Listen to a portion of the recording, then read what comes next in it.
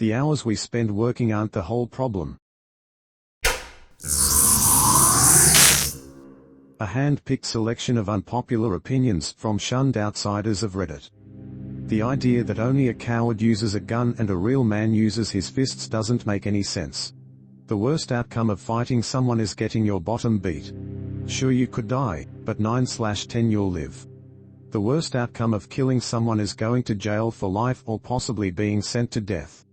Then there's the guilt of knowing that you took someone's life. That person had a mother, father, friends, maybe siblings, and you took them away from them. I feel like it's just something old heads tell younger people to make the streets less violent, which I'm all for, but if you really put thought into it, it's a dumb argument. Taxing anyone under 18 is taxation without representation. People under the age of 18 can't vote, which means they don't have a say in the government, even though there are protests and petitions. They are nowhere near as powerful as a vote. Taxing them so that a government they didn't decide on is immoral and wrong. The bully becomes the good guy trope is terrible and I hate it. As someone who has been bullied, I hate seeing this trope in movies. I hate how the bullied person is suddenly shown as the bad one because they change and stand for themselves and they're not the good old friend anymore. I hate how the bully suddenly is the good one with reasons to bully someone. Movies love to show that bullies do that because they're unhappy, but they never show how it traumatizes the bullied person for life. Bullies are not the victims. You can have whatever problems in life, but that doesn't justify you bullying someone, and movies shouldn't translate that message. Online games should stop promoting poor sportsmanship. Okay, boomer incoming, but I really cannot stand how games and companies embrace stupid braggadocio's behavior to the point of adding emotes, sprays, whatever into games to make it even more annoying. An example is an online card game I play. There is no chat function, but they sell obnoxious animations that are exclusively used to be a jerk. If I was playing in a Magic the Gathering tournament and someone beat me and then made some stupid sarcastic comment, I'd follow them around the rest of the day and make their day miserable. Games are a huge part of our culture, and being obnoxious should be negatively sanctioned instead of promoted.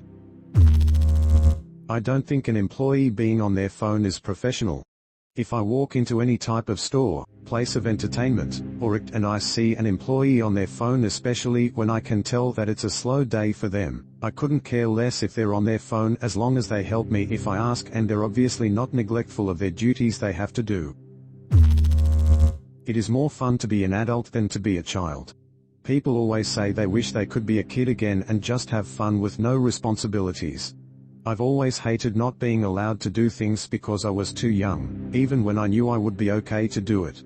I much rather have responsibilities and do whatever I want. I don't want to experience being a kid again.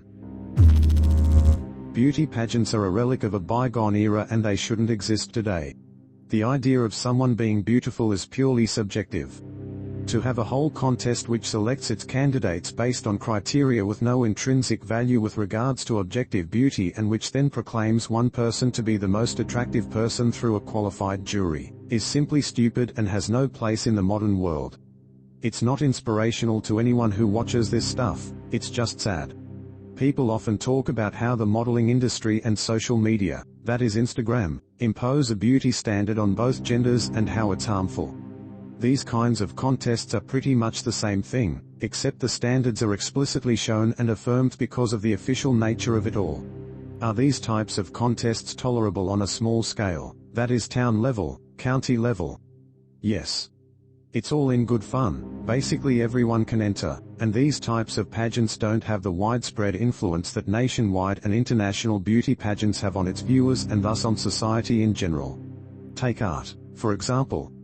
Judging which piece of art is the best completely takes away from the art itself and relies completely on subjective metrics of what makes the art the greatest of all art.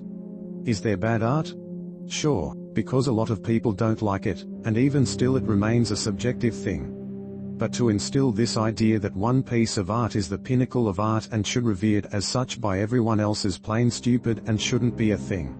Am I taking this kind of contest too seriously? Maybe. But I'd argue they do more harm than good because of how shallow and influential these pageants are. Most men say they don't like plastic surgery. while they are attracted to good plastic surgery and don't even realize it. Honestly, most men are attracted to women who have had some plastic surgery, but that was done tastefully and subtly. It looks good and not many people would even say it wasn't natural. I see it all the time on TikTok and Instagram. And the fact men think it's all natural is concerning, and the delusion is real. I'm especially talking about the hourglass figures that are in style right now. I see women with skinny BBLs all over social media. It's so common. Talking to people on the phone using wireless earbuds looks like you're crazy. I don't care about people talking on the phone in public, and I love my wireless earphones. But people who just walk into a shop talking to themselves, while they're apparently on a phone call, look like crazy people. Haha, yes, me too, while they grab a package of pasta. It's not like I'm eavesdropping on their conversation, because I wasn't aware they even had any. But it's just you talking to the pasta from my perspective.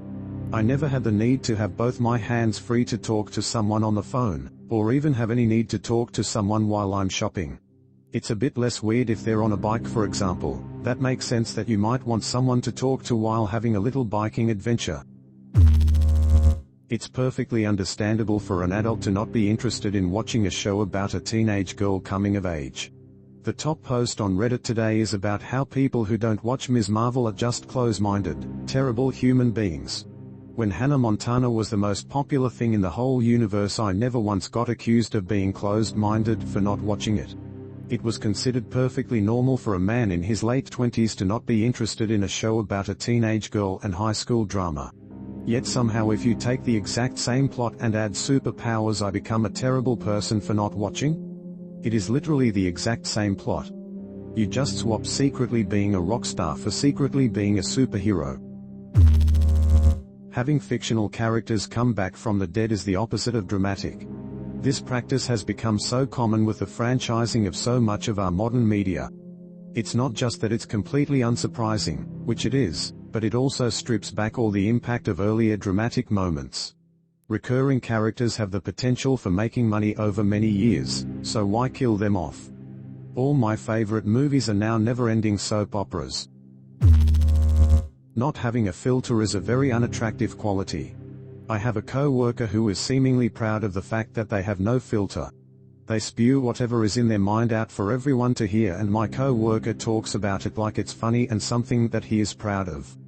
The rest of us could do that too, but we exercise discretion in what we say. I would rather be given the death penalty than spend the rest of my life in prison. I understand that the death penalty or capital punishment is the most severe, with a life sentence following that, but I would rather just die. Whatever happens after death, it can't be worse than spending the rest of my life locked up with a bunch of goons and thugs, watching my back 24/7 to make sure I don't get stabbed, shanked or beat up, being depressed about how I would spend the rest of my life rotting in a cell and reminiscing about the good times I would never again get to experience. At least if I was dead, none of that would even matter. I prefer a slightly messy house to a completely clean house when going to friends' houses. When I go to a friend's house, I prefer the more natural feel of a slightly messy house, obviously not very messy but just normal, compared to the almost fake feeling of a house that's completely spotless and perfect. It wastes their time and it comes off as fake, since I know most people don't have their house completely spotless all the time, and the feel of a normal house with normal amounts of messiness feels nicer to me. It would be much easier if I could take pills instead of eating food when I'm hungry. If you could reduce your hunger by just taking a pill, you would never have to think about cooking, cleaning, and everything else associated with making food, and therefore you would be able to just eat when you want to taste something specific. Almost all plastic surgery looks bad. Lip injections look bad, body alterations to make yourself look more attractive take away from natural beauty. People should not be investing money in trying to change their prominent features, especially on the face. When people try to look younger, it's embarrassing, and they end up looking more like aliens or dead people or so artificial it's uncomfortable to look at. There are exceptions, I'm sure, like surgeries that go unnoticed that just change something small. I feel like the best plastic surgeries are the ones that are hard to notice, but then, what's the point? Shouldn't we be embracing our perceived imperfections, and emphasizing natural beauty? It's such a silly thing to spend money on, I don't get it at all. I think there is more benefit in learning to accept and love yourself with all of your qualities that you don't find perfect, than just changing your body permanently and potentially mutilating yourself. Spiders are cool animals that deserve our respect. They don't want anything to do with you. They just want to hang out in your house in peace and be free pest control. Spiders eat the deadliest animal known to humans, mosquitoes. They keep the flies and ants at bay, and they're fascinating to watch. Spiders are our friends. Being a police officer is a safe, well-paid position where most will never have to put their life in danger. Most minimum wage jobs are more dangerous than being a police officer. We all heard it. The comment thanking police officers for putting their lives in danger for the public good. I'd say it's time to bury this myth. At 14 per 100k, it is untrue and unfair to people who work in truly dangerous jobs to bring us the comfort of modern life on miserable salaries. We should say thank you to lumberjacks, delivery drivers, taxi drivers, garbage collectors, farm hands, car crossing guards, construction workers. The list goes on, and all work for salaries that only allow them to starve slowly while their lives are up to 10 times more dangerous than a police officer. Unpaid internships are not a good way to get experience. The main reason you would ever do an internship is either for experience or the company saying it will look good on your resume. Either way, you should be paid, like you're doing work. A regular job will get you experience and it would look about the same on a resume. Companies just use it as a way to trick college kids, and they don't even have to pay them. I don't care if I'm getting work experience or it looking good on a resume. I want to be paid. I need to pay bills.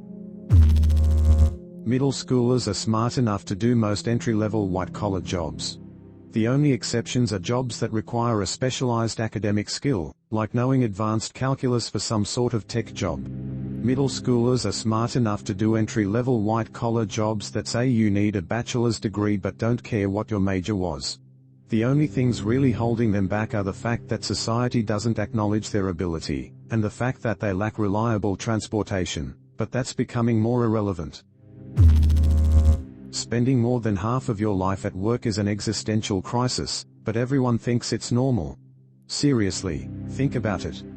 There are 168 hours in a week. 56 are spent on sleeping. 40 plus are spent at work, often much more. 10 plus are spent on traveling unless you are very lucky to work close to where you live. Chores?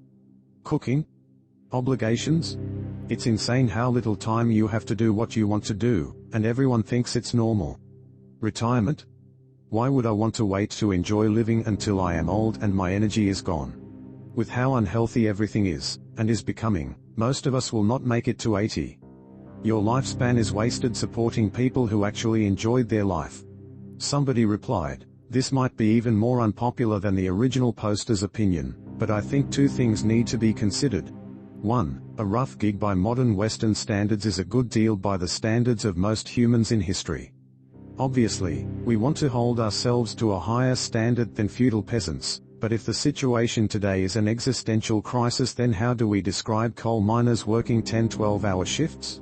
It's critical that we keep up the fight for workers' rights and addressing the wage gap, and every generation should have a better quality of life than the last, but we also should reflect on the progress we've made, or else the self-pity can become paralyzing. 2. If you didn't have to work at all, what would you want to do?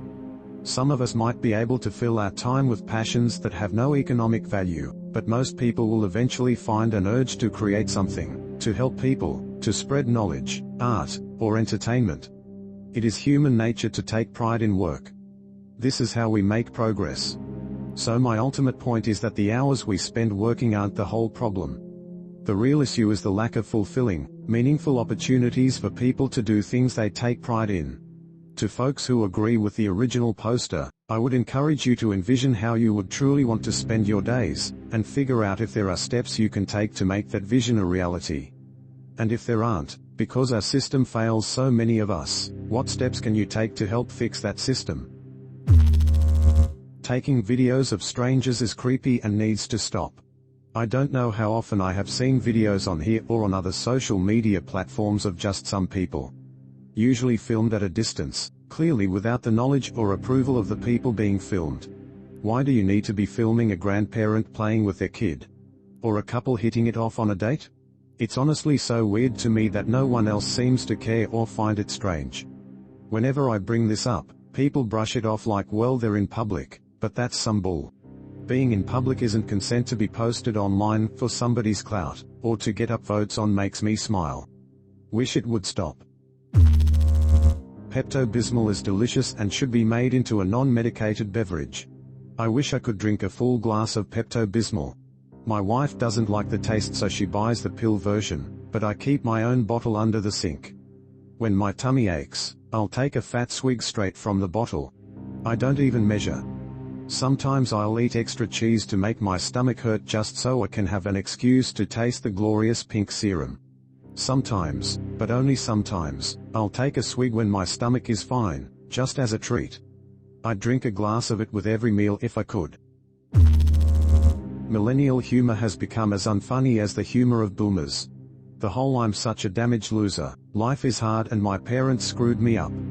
Here's my cat" style of humor associated with late millennials has gotten so tired. I get it, the world is getting worse and friends lied to us about what life at 30 in the city would be like. But the humor has gotten just exhausting, and while it might be a form of therapy for some, just as often it's wannabe comedians on Twitter hoping to get screenshot and posted onto Reddit. People who have had any cosmetic surgery should be banned from participating in beauty contests. Beauty contests should promote only people blessed with natural features. Currently they promote impossible standards as if they were born this way and hurt the self-esteem of normal people. Car knobs being replaced by digital touchscreens is awful. I've noticed a trend that car knobs are becoming extinct, slowly replaced by a do-it-all digital touchscreen. Where I was once able to quickly flick a knob to adjust my heater or cooler temperature, heater or cooler intensity or volume, etc. I now have to look for some stupid digital knob or button on a touch screen and carefully press the correct spot. I hate car companies for being cheap and replacing actual analog knobs. The chocolate part at the bottom of the cornetto is the worst part. So much so that I tend to throw it away if there's no one with me to eat it instead. I don't like cornettos that much in general. I don't think they're worth the price or the hype. But that chocolate lump at the bottom is just awful. It's not even good chocolate, just greasy and cheap tasting. When you're going through the cone you can get away with it, because it's mixed with ice cream too. But on its own? It's a no from me. I'd rather have a little bit extra ice cream. Or just a flat bottom. Blows my mind that they sell the end bits on their own. Why would anyone want to buy them? Here is a popular opinion for you. You're such a legend for making it to the end of the video. Did you agree with any of these opinions? Disagree? Let me know in the comments below and subscribe to the channel to see all my daily videos.